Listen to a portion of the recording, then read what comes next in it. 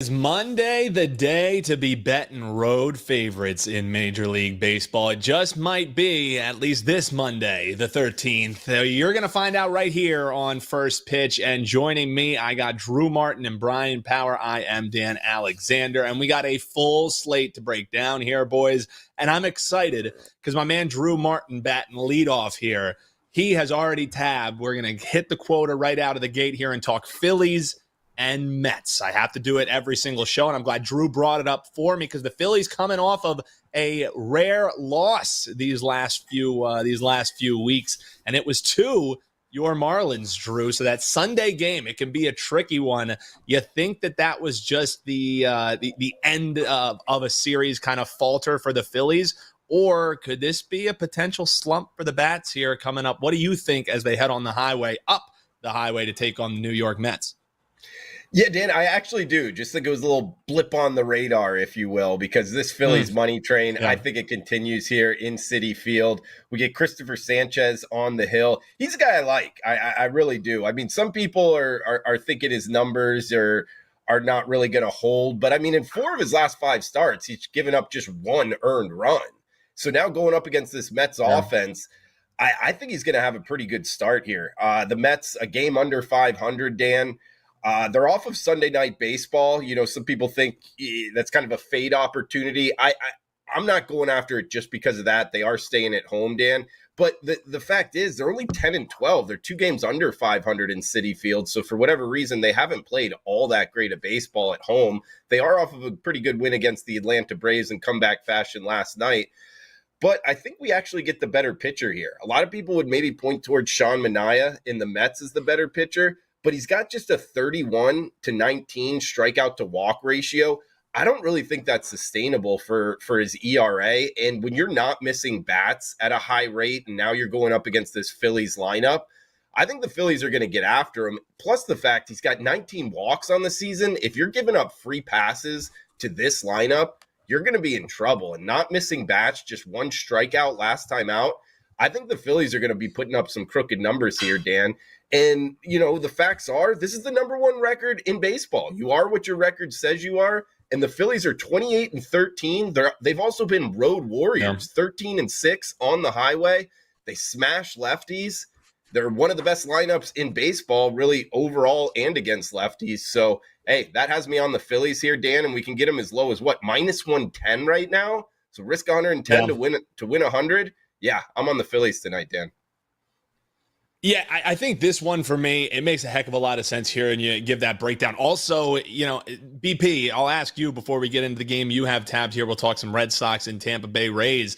But as far as this one goes, if you think that you have 2 pitchers who are potentially overperforming or you know, think might have a regression in the mean coming, which a lot of people, as Drew said, think that about Sanchez. With Manaea, he's just kind of inconsistent for me to try and find a tough angle. But I just look at the total. If you think you have 2 pitchers who might be working towards regression, you're getting a nice price on a Phillies team who can bat. The Mets bats finally came alive. Like, is this an over game? It's sitting at 7.5. What do you think? You know, I might actually look at Phillies team total over in the first 5, now that you mentioned it, Dan. I think the Phillies, as they usually do, they always have the edge in the first 5. You know, WagerTalk's Jeff Michaels, he had a tweet about the Phillies record in, I think it was the first inning or something earlier today I saw. You know better than anybody, the Phillies have just owned the first 5 innings this year. They have the best first 5 inning record in all of baseball, obviously the best overall record. And I see an edge. I would co-sign what Drew said with Sanchez over Manaea. I think there's a big edge in the starting pitching. The only edge I see with the Mets in this game is maybe when it gets to the bullpen. So if the Phillies are to win here, I think they do the balance of the scoring early. So maybe Phillies team total over in the first 5 is an alternate look. But I certainly agree with Drew that it would be Phillies or pass for the game. Just a much better ball club. Yeah. Yeah, I always like with this Phillies team, as you know. I mean, and it's just been a money train going first five, but splitting the game in half with them makes a heck of a lot of sense for me. Hop below in the comments. Let us know. Shout out to the people joining us here live. Titan CT, Have Cash, Gooseballs in the house, Tyler. We appreciate all of you. And of course, our man Eric D saying, me likey the way Drew talks. As a Phillies fan, much like me, he likes the money line play for the Phils right out of the gate from one of the best in the biz. That's Drew Martin. And you can check out right here on the page, check out the links in the description below on this video, and you can see Drew break down every game that he likes in the MLB, doing the Daily Diamond on a daily basis here on WagerTalk TV. While you're hanging out with us, make sure you hit that like button and you are subscribed as well. Rays and Red Sox from a man who's wearing the Phillies gear. I don't know if you're trying to suck up to me on a Monday, but it's working, Bryan. So what do you think for this one? It's kind of a interesting pitching matchup in this one. I mean, Eflin, the results haven't quite been there, but he's a guy that always is talked about. And then you have Cutter Crawford on the other side, who's been having a pretty nice start to the season here. So thoughts for you on this one? How are we betting Rays and Sox here, BP? Yeah, Red Sox are short favorites at Fenway tonight, and I like them with Cutter Crawford on the mound. Let's talk about the bad first. Get this out of the way. I know the Red Sox are just 3-5 in Crawford's 8 starts this season. They're actually just 1-7 his last 8 starts at home, going back to last year. And you talk about last year, the Red Sox, they really struggled against Tampa. 2-11 head-to-head, 0-2 when Crawford was on the mound.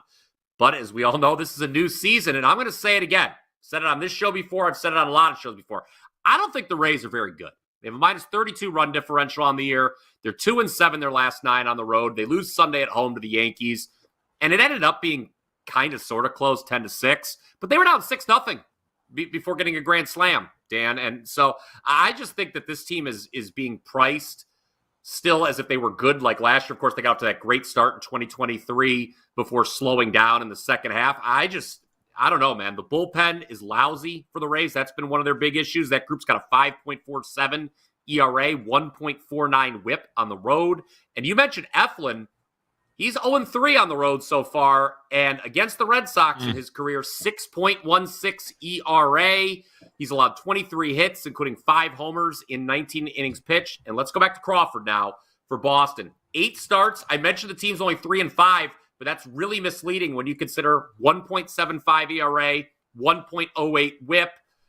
I mentioned the Rays' run differential. Well, Boston's run differential is plus 33. I just think the gap between these two teams a lot wider than what these odds are telling us. Boston, for me, in this one, Dan. Yeah, and Drew, in this one, just the kind of line moves that we've seen in this one, a little bit head-scratching for me, because I see this similar to how BP does as well. It's just like with Tampa Bay, why not just keep on fading them? They really haven't found much footing over these last few games here, last few series, for what it's worth. But yet we've seen money come in on Tampa Bay in this game. It opened at minus 120, and we've seen that favorite for Boston drop here a little bit. Any thoughts on maybe why we saw that line move, and just thoughts on I guess this game as a whole? Sure, Dan. I believe the line move has something to do with it. It seems like a lot of people out there aren't buying into this Boston Red Sox team. Being 2 games over 500, but in the preseason, a lot of people really down on them. So that's the reason I think the line move's coming in on the Rays. But I thought BP brought up some good points there. I mean, it's almost like this Rays team is bringing some of their past performance, like in past years' success, into this season. And I haven't seen it yet, to date. They are, a game under 500? Plus the fact, the Rays playing in Tropicana, I actually think could be an advantage, like a home dome advantage. People have talked about the lighting there not being great. It's one of the worst stadiums in MLB. And when this team goes on the road, I feel like they lose that. And sure enough, they're just 6-9 on the road, which tells us 2 things. 1, they haven't been as good on the road. And 2, they haven't played very many road games. So here going up to Fenway, I like Crawford. I really do. BP touched on some of his numbers, under a 3 FIP, under a 2 ERA, 8 starts, 46 strikeouts already. I like this Boston lineup as well. They've won 2 straight, both at home. There's no travel here on the Monday. And Eflin, his numbers are okay overall. I thought BP brought up some good points in terms of his numbers against the Sox. I didn't realize that, but I did realize he's given up 21 hits in the last 3 starts, meaning he's been hit around a little bit. And this Boston lineup's pretty good in my opinion. So I actually like Boston near a pick 'em price here tonight at home. Yeah, hop below in the comments. Let us know any games that you're eyeing, any games you have questions for the experts here. They would love to break them down for you. Speaking of which, we got over on the YouTube Shorts feed. That's right, we're on Shorts, Instagram, Twitter. We're right here on the YouTube channel. If you're watching us on Twitter or Instagram, make sure you hit that follow button. And if you're watching us here on YouTube, make sure you're subscribed as well. But over on the YouTube Shorts feed, Der0002 is asking about this Mariners game and the total. BP, sometimes totals are low for a reason, and we're looking at a 7 painted. And even in some spots, some of the more public books, we're seeing that shaded a little bit here towards the under. So Kansas City, Seattle, Kirby, Singer, are we in for a snooze fest, or is that low number telling you there might be some value on the over in this one? What says BP? Well, it's interesting, Dan, because Seattle had that huge under run for a little bit. Their starters were not giving up more than 2 runs in I think it was 21 consecutive games that streak got to at one point. But recently, over the last week or so, we've seen 6 straight overs is the streak. The Mariners come into this game. You got 2 great starters. Yeah. Kirby, okay, he needs no introduction. And Brady Singer has been really good as well. 2.37 ERA, 1.007 whip in his 8 starts. The Mariners' bullpen is really good, too. I mean, you look at Seattle home games so far, guys, only an average of 6.7 runs per game scored. So 7's a low total. Maybe you go with the first 5 and just take the bullpen variance out of it, the first 5 under, that is. Ooh. Because, I don't see any reason here to expect runs. You know, we talk about 6.7 runs per game being scored in Seattle home games. It's not just their pitching. They're not hitting very much. They're only averaging 3.5 runs per game themselves at home. Only 3.8 runs per game overall. So Seattle's not swinging the bats that well. Kansas City, Kansas City's a team. You know, we talked about how Boston's being priced, and maybe they deserve a little more respect than what they're getting. Kansas City probably does as well. I look at this price. This should be closer to a pick 'em, in my opinion, even on the road with the way Singer's been pitching. But you know, if Kansas City does win, it's probably going to be a low-scoring game, I reckon. So, yeah, there's no doubt about it. Runs will be few and far between, but I would probably cut it in half because I think the starters rule the day here. And so first 5 under would be my look. Yeah, and you can do the first 5 under, get that rough number, and then just be puckered at every single at-bat for the first 5 innings. If you want some fun action, that's some fun. That's about as much fun as you can have betting an under in that one, betting a half game with a full game total of 7. And Drew, Bryan touched upon the side there a little bit, but I think his point is one that is well made, and it is if the Royals, who have won 4 out of their last 5 games, if they do potentially go in here and win this game, is going to be a low scoring affair. I mean, look at what they did on Sunday. Still stayed at just 6 runs with a 4-2 win there. So it's not like they're just lighting it up at the plate. So any thoughts on this one side total as far as this Kansas City and Mariners game is concerned, Drew? Sure, Dan. Like the commenter was alluding to, like towards the under, I guess it's slightly correlated because whenever there's a low total, 6.5, 7, and a sizable favorite, my eyes always go towards the underdog because the market's telling us runs are going to be at a premium. So I always like to kind of put that plus price in my pocket. And sure enough, Kansas City makes the list on tonight's slate for me, Dan. We can get him now at plus 130. Singer's been great. I mean, 1 earned run in each of his last 3 starts. They've won each of his last 2 starts. And Kirby's a guy, like overall, he's been a great pitcher. But when you look just recently, he gave up 3 home runs last time out. And his velocity was down a tick or 2. So that's always something I dig into. And when a guy's not throwing as hard in his last start, it could be an injury concern. It might not be. He might be back to, to the form he was before. But it's something I like to kind of going up against a Kansas City team here that has been good. I mean, we're at the 40-game mark now. It's almost like what we were talking about with the Red Sox. you are what you are. The preseason expectations, I don't pay much attention to anymore at this point in the season. And I think Kansas City is underrated. I mean, in terms of run differential, Dan, they're just under plus 50. That's second best in the American League. So catching 30 cents here, I think the dog is barking. I actually like the Royals in this matchup.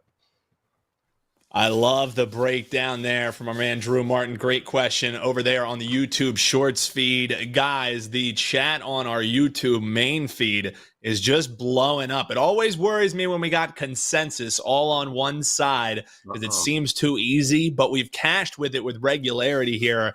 They like the Nats, man. Nats against the Chicago White Sox. We'll call them Adam Trigger's Chicago White Sox, as one of the commenters was saying, if Trig's not on, we can't talk about the White Sox here. Trig's not here to take them with the 1.5. But the thing is, but before that just absolute obliteration yesterday, the White Sox were cashing tickets with some regularity here, gentlemen. So Washington, the favorite in this one.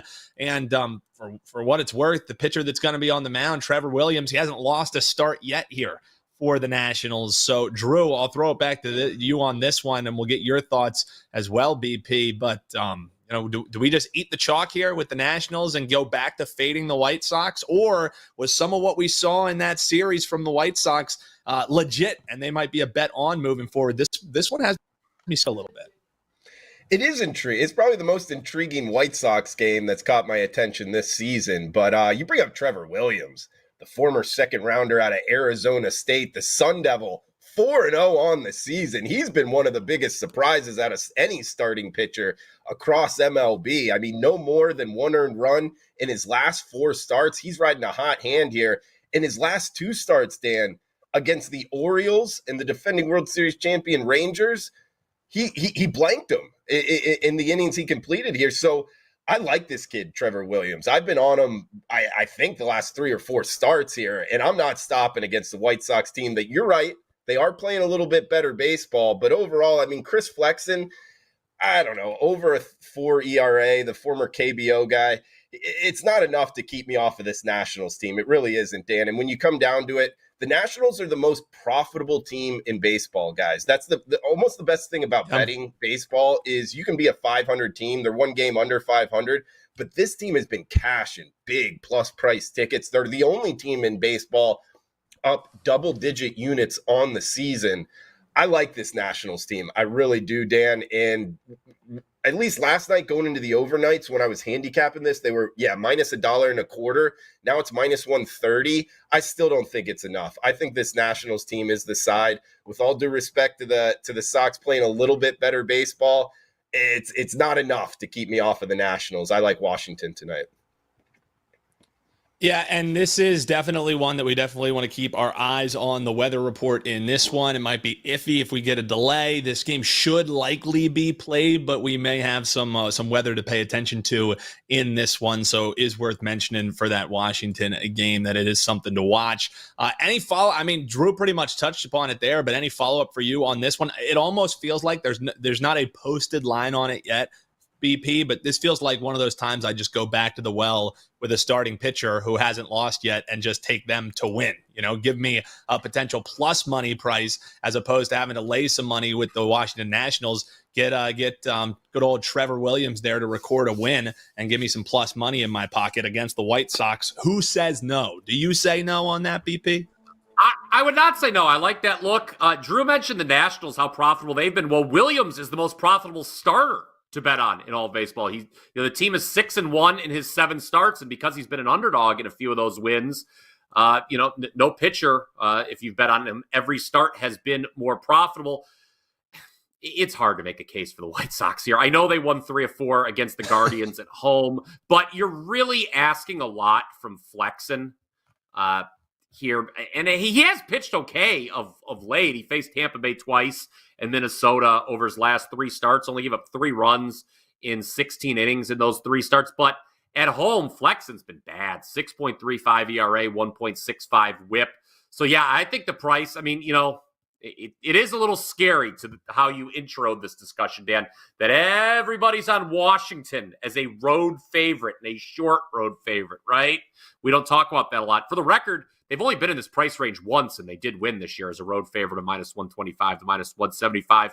I do like what you brought up, that alternate look, that you can get a plus price on Williams to record a victory rather than laying the juice. But this would be Nationals or pass on the traditional side, no doubt about it. Well, don't worry, BP. You don't have to make a case for the Chicago White Sox because somewhere your buddy Adam Trigger is making the case to a wall about how good the White Sox are on the run line. So you don't have to.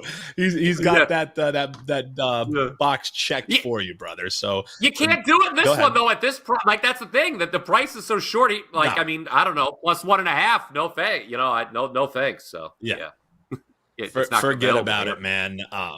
Yeah, I'm with you. And we got our man Wisconsin guy over in the YouTube Shorts chat. He wants to hear about the Blue Jays and Orioles. We do have best bets coming up. We're going to talk Dodgers and Giants game in our best bet segment, and Brewers and Pirates coming up in the best bet segment as well. So hop below in the comments and let us know what your best bet is. But let's talk the Battle of the Birds, because Drew, before my Phillies got to him, Berrios was one of the best of the guys on the bump, and he's kind of regressed to the mean, so to speak. He's opposing Corbin Burns, and it's a big price you have to take if you want to back the home side in this one. Baltimore and Toronto. When you ran down the board, you find any value in this one? This was a tough one for me, Dan. It really was. Corbin Burns is a guy that, he's been dominant, under a 3 ERA. His last time out, he did have 3 walks against the Nationals, something to worry about a little bit. But you bring up Berrios in and giving up the 8 earned runs against Philadelphia. I always come back to when you're giving up a bunch of runs to Philly in Citizens Bank, it's almost like, man, how much do you downgrade the pitcher? Because that's a tough matchup for any starting pitcher. But he's been good otherwise. I like Baltimore here, Dan. I really do. First place versus last place. But the number is getting a little bit out of hand. I mean, -180 here. I wouldn't be surprised if Berrios has a pretty good start. I mean, it's not like Baltimore's been like dominating people of recent. They've been a profitable team for quite some time here, really since 2022. But, man, and they got the bullpen advantage. I went with Baltimore -160, but seeing it at -180 now, it's getting a little bit out of firing range for me, man. So at this price, I'd probably lay off, maybe even start to look towards the dog, because, I mean, Berrios has been good. But actually, Dan, I actually forgot about one stat that got me onto Baltimore at the end for Drew's Daily Diamond, and that stat is Toronto's lineup against, Baseball Reference has a great kind of trend line that I like to follow. And it's the lineup against finesse pitchers and against power pitchers. And Corbin Burns is a power pitcher. I mean, he's a fastball slider guy coming right at the hitters. And Toronto's lineup is 200 OPS points lower against power pitchers. So I actually think they're going to struggle tonight against Corbin Burns. That's why I like them at -158 in the overnights. But at -180, I do think it's a little bit too expensive for me in the Battle of the Birds. Yeah, and nearly a quarter way through the season, BP, this is where I start taking a look at teams that have been traveling up and down and left and right. See, the Orioles, they're in the middle of, I think a 9-game homestand. So they've just been chilling. They've been hanging out in Baltimore, winning 7 of their last 9 as well, even when they did have to go on the road. And for the Blue Jays, they go from Washington to Philly. Then they just had a little brief stint back up in Toronto. Now they go back down to Baltimore to face the Orioles here. You think maybe that travel adds up a little bit here? Because Baltimore laying this price, I would try and find a little bit better of a way to get at it. But it's as Teddy Covers say, if I'm playing, I'm laying in this game. I don't think I can make much of a case for Toronto. Can you? No, I actually don't like Berrios. His expected ERA is 4.91, so you touched on how he regressed a little bit last start. I think there's more regression coming from him. Drew hit on the offensive woes for the Blue Jays. This team is bottom 3 in runs scored this season. They're bottom 6 in homers, bottom 6 in hits. This price is the price for a reason, guys. Baltimore is just the vastly superior ball club, no matter how you slice it. Since I'm looking to fade Berrios, now that we've seen it get up to -180, like you guys were talking about, you could cut the game in half and lay the half run with Baltimore. That's minus 115, minus 120 if you want to. That's a little cheaper to do because I do think Baltimore's got the edge in the starting pitching. And, their bullpen's a little bit in flux right now with the Kimbrel situation going on. So, if you don't want to lay that big number, that's just an alternate look. But Baltimore is the only way to look in this matchup. Toronto, again, similar to Tampa Bay, just not a good team. I know we all thought Boston was going to be the one team that stunk in the AL East, but it's not the case. I think Tampa Bay and Toronto, if you look at the numbers, are far behind the other three in that division at the quarter mark of the season. Well, everyone's favorite Canadian, the Prez, is going to get high in Las Vegas and see the Grateful Dead, and we're fading his Toronto team. So what could go wrong, gentlemen? The whole chat is riding with us here. So it's a Prez-free fade the Toronto angle here for us. Shout out to Noah, who stumbled upon us over on the YouTube Shorts feed. Thanks for tuning in, brother. He said, I found my people.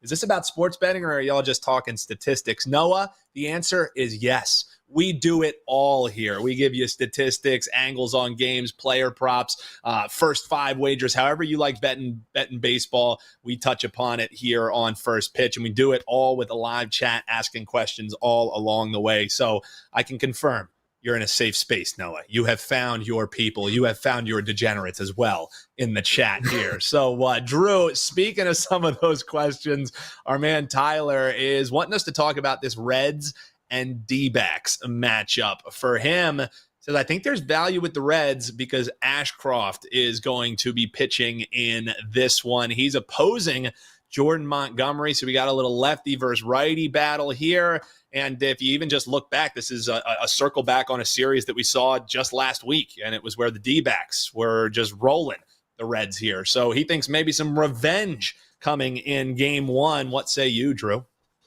Sure. It's an interesting kind of handicap overall, Dan. I'm not a huge revenge guy, just 162 games in the MLB season. Like, unless it's like, pegging a batter and then there's a fight or something. In that case, maybe revenge. But just in losing a game in a regular season, I don't bring that too much into my handicap. In fact, I'm more of like a trend guy. If you're playing, if you're playing hot baseball, I'm looking to bet on you a little bit more. Whereas if you've lost 9 of your last 10, I believe that's the Reds right now, Dan. They're ice cold, and going up against Montgomery. I mean, Montgomery did get off to a little bit of a rough start to the season. A late signee. That's always something I've worried about. I've put in my notes here for betting baseball next season. The guys that sign real late and don't get a full spring training, I'm actually going to look to fade him. And Montgomery is part of the reason why. We'll see if he kind of, bounces back here against the Reds lineup that has not been very good. You're having to pay a little bit of a price, up over minus 150 right now. It's just a little bit too much for me. But overall, if you need something, I would go with the D-backs, but it's not one that made my card, Dan.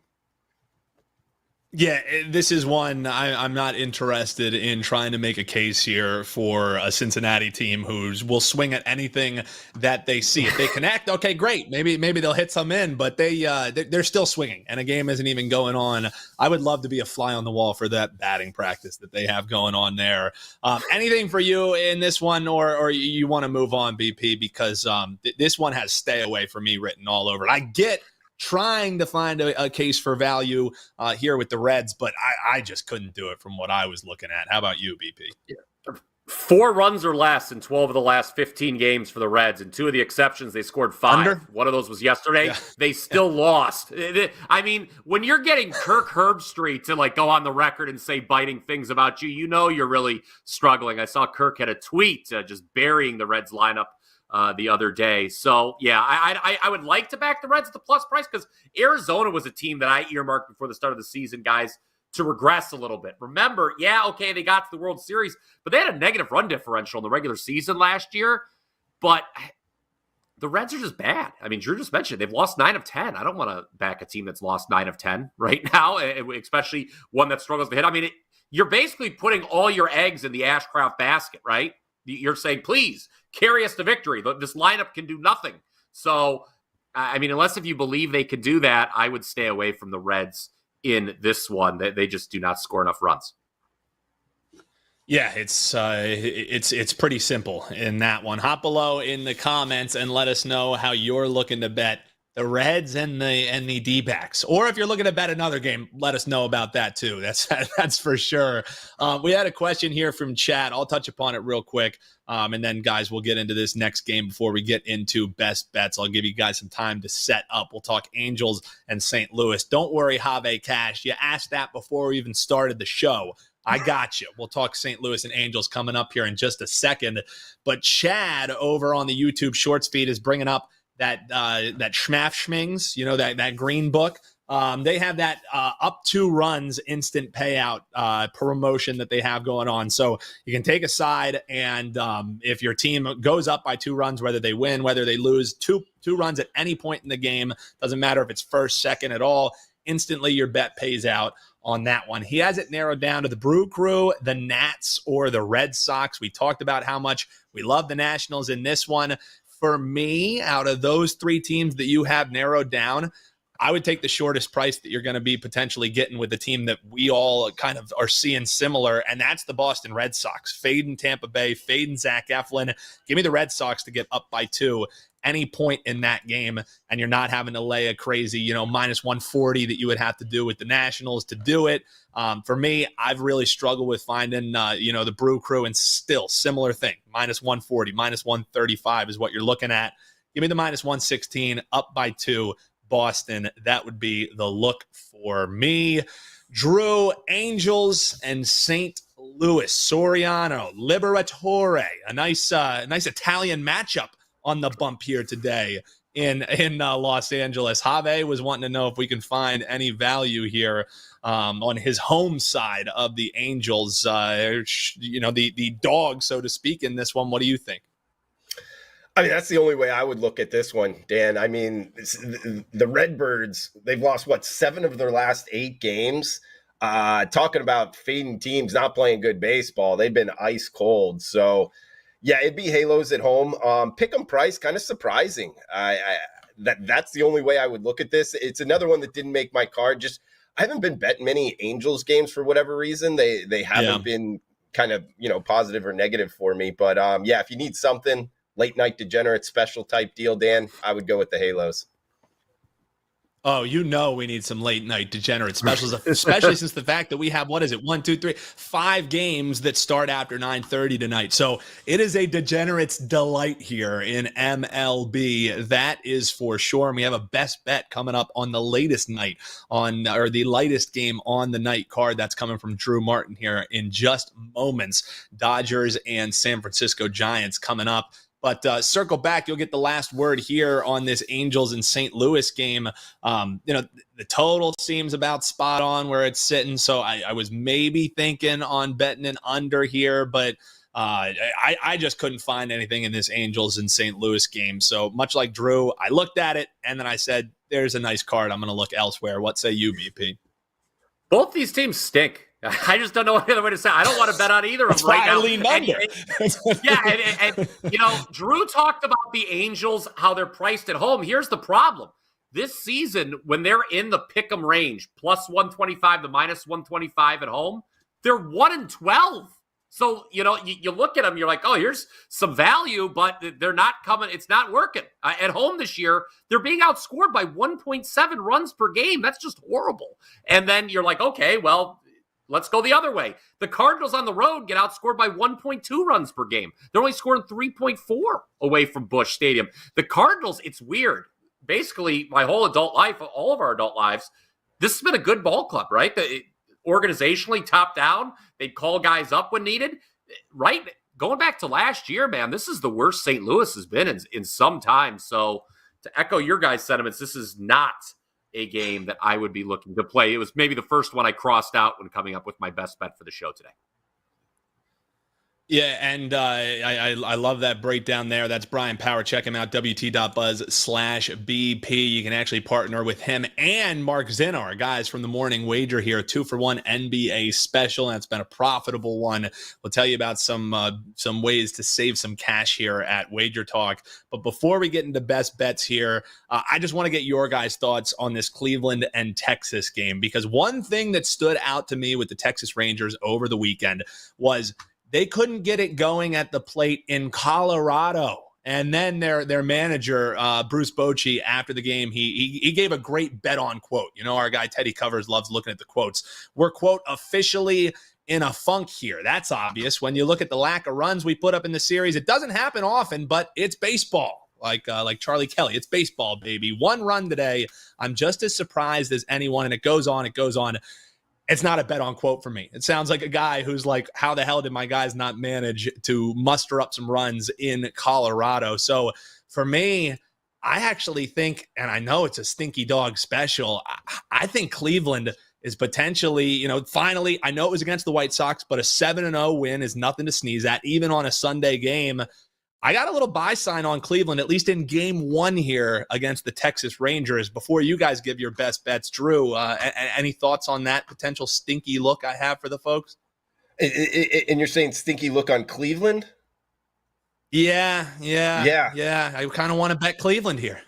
Yeah, I'm with you, Dan. I mean, I guess I could just cross it out by when you score 6 runs in 2 games against this pitching staff of Colorado, a mile high. Yeah, that's a lineup I can't bet come the next Monday. And it's one of those things, don't catch the falling knife type deal, however you want to put it. If they come out and they score, 7-8 runs tonight, okay, now I'll look back to bet them tomorrow. I'll leave that unit there. But yeah, this Texas Rangers team, that weekend series and the quote of it's just baseball after that, yeah, that's a no bet tonight for me. It's Cleveland or nothing, Dan.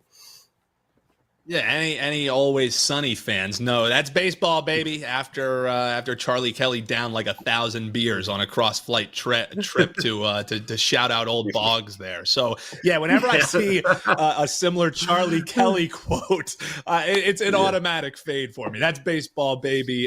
You get the last word on this one, BP. Then we'll talk some best bets. It's Cleveland or pass for me in this one, and I think Cleveland before the price maybe gets steamed up a little bit. I'm going to bet on them now. I actually like the under in this game. You mentioned the 7-0 win that the Guardians had yesterday against the White Sox. Well, they only had 5 hits in that game, despite scoring 7 runs. And they also faced Mike Soroka.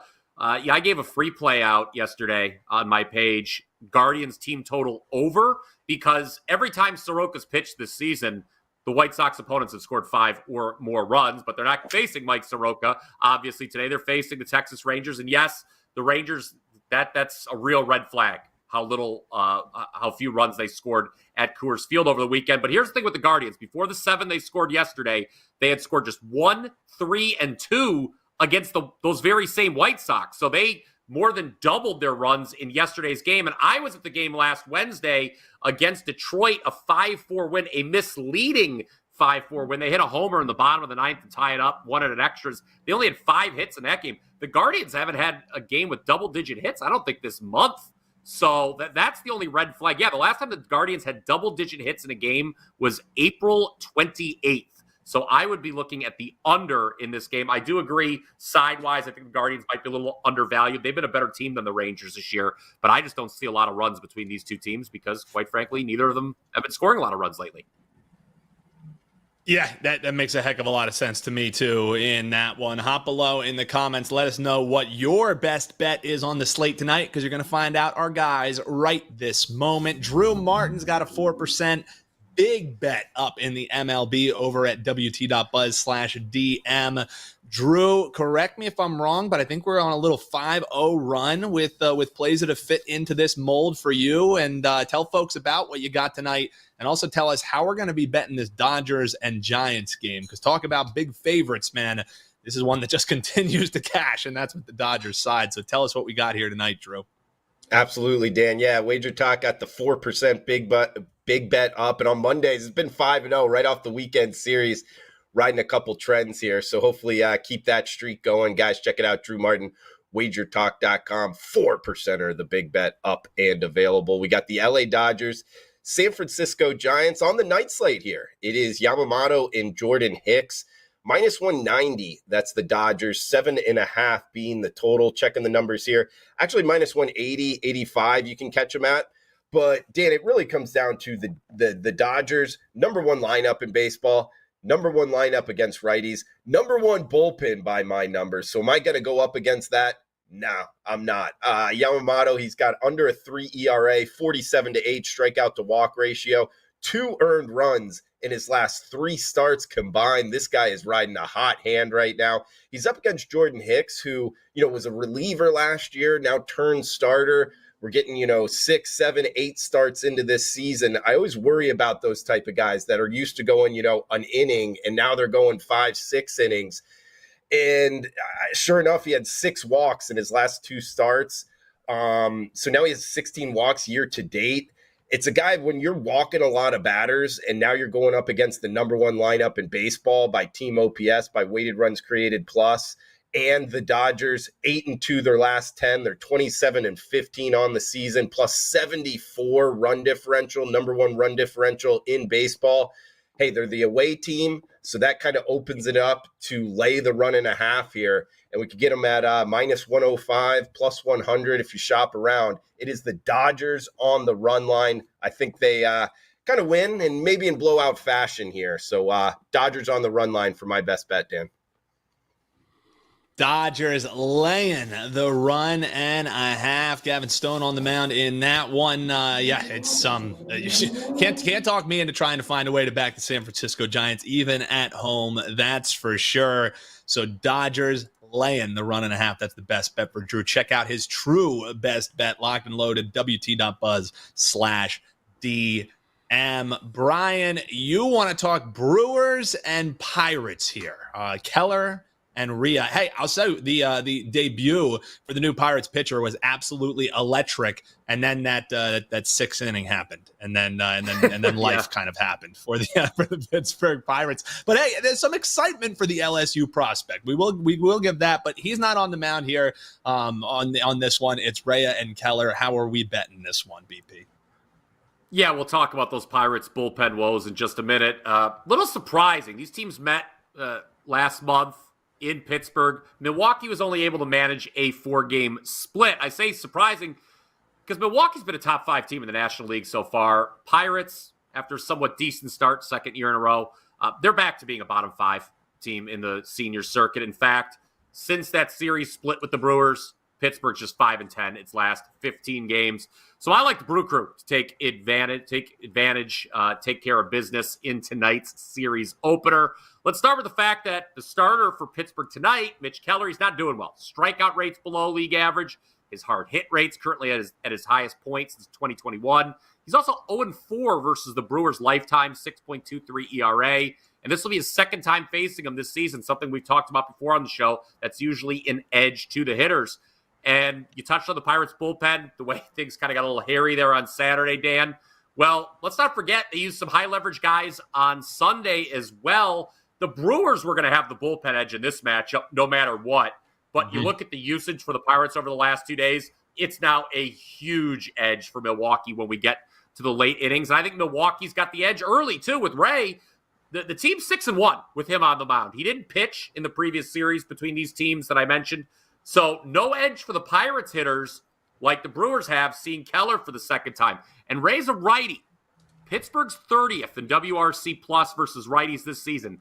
There are only 30 teams, Dan, so that is dead last. I know minus 140.